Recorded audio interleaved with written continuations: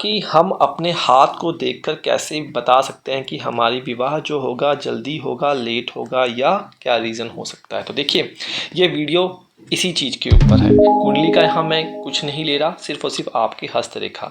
तो अगर आप लड़के हैं तो अपना राइट हैंड साइड ले लीजिए, उठा लीजिए, और अगर आप कन्या हैं तो अपना लेफ्ट हैंड साइड आपको उठा लेना है। ठीक है जी। और फोकस करना है आपको छोटी उंगली पे, जो बुध वाली उंगली है। देखिए इसको कनिष्ठा उंगली कहते हैं, तर्जनी कहते हैं, मध्यमा कहते हैं, और इसे तर्जना कहते हैं, और इसे अंगूठा कहते हैं। ठीक है जी। तो कनिष्ठा उंगली के साथ रिंग फिंगर होती है, और कनिष्ठा उंगली देखिए ये वाली होती है हमारी, और ये बुध का क्षेत्र होता है, बुध का पर्वत होता है, ये सूर्य का, ये शनि का, ये बृहस्पति का होता है, इसी तरीके से ये शुक्र का होता है। और ये देखिए जो रेखा जा रही है आपका हृदय रेखा होती है। तो जो हिस्सा है, जो कैलकुलेशन है, वो यहाँ से यहाँ तक के बीच में करनी है। अब मैं इस चीज़ को थोड़ा सा बड़ा कर लूँ ताकि आप चीज़ों को समझ जाएं। चलिए ठीक है, हमने इस चीज़ को यहाँ से करते, ये हृदय रेखा हो गई आपकी। ठीक है जी। और मैं मान लेता हूँ ये आपकी जो उंगली हो गई, ये आपकी हो जाती है कनिष्ठा उंगली। ठीक है जी। थोड़ा सा आपको समझाने के लिए मैं बड़ा कर रहा हूँ चीज़ को। ठीक है जी, नोट कर लिया आपने। ये आपकी हार्ट लाइन हो गई। चलिए, अगर चैनल से पहली बार देख रहे हैं तो सब्सक्राइब कर लीजिए, नोटिफिकेशन बेल ऑन कर लीजिए, और अभी किसी की कदर करते हैं, किसी के साथ ये वीडियो शेयर करना चाह रहे हैं तो अभी शेयर कर लीजिए, क्योंकि उनको बहुत फ़ायदा होने वाला है।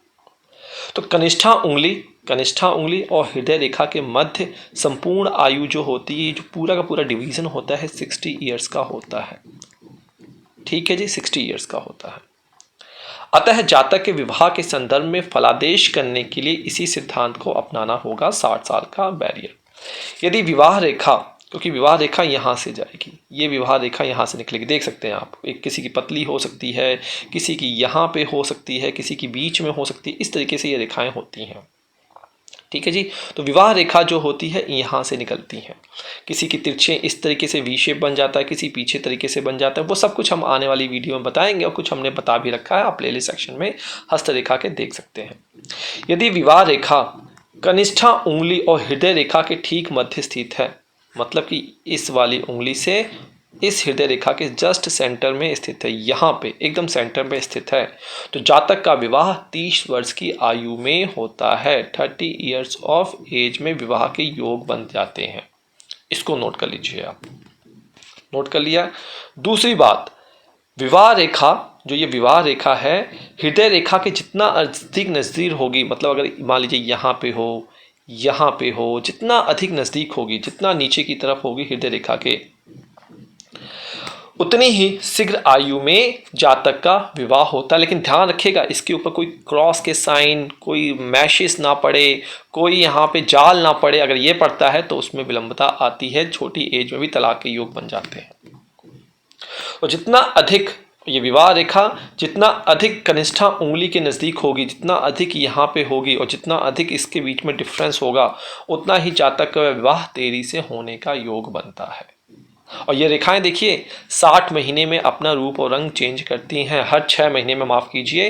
तो इस बात का आपको ध्यान रखना है। यदि विवाह और रेखा की संख्या दो हैं तो हृदय रेखा के नज़दीक पड़ने वाली रेखा के विवाह को सबसे पहले देखा जाएगा। इसको देखिए, क्या इसको भी समझिए। अगर मान लीजिए कोई कहता है जी हमारे तो यहाँ पे एक विवाह रेखा है, एक यहाँ विवाह रेखा, तो इसका मतलब मेरा ये है कि मेरा इस एज में विवाह होगा, इस एज में विवाह नहीं। जो रेखा सबसे नज़दीक हो, जितनी गाढ़ी है, गाढ़ी होना भी बहुत जरूरी है, उतनी जल्दी ही विवाह के योग आपके बनते हैं। कहिए राधे राधे, स्माइल कर डालिए प्यार के साथ, चैनल को सब्सक्राइब कर डालिए, और पर्सनल कंसल्टेशन चाहिए तो डिस्क्रिप्शन बॉक्स हमारी वेबसाइट और ऐप से संपर्क कर सकते हैं, फ्री में यूट्यूब कमेंट में पूछ सकते हैं, और इंस्टाग्राम पे चार्ट, विंशोत्तरी दशा या फिर अपना हाथ और एक कोड आपको शेयर करना अनिवार्य है, जो कि आपको हमारी वेबसाइट और ऐप से मिल जाएगा। तब तक के लिए इजाज़त दीजिए, नमस्कार।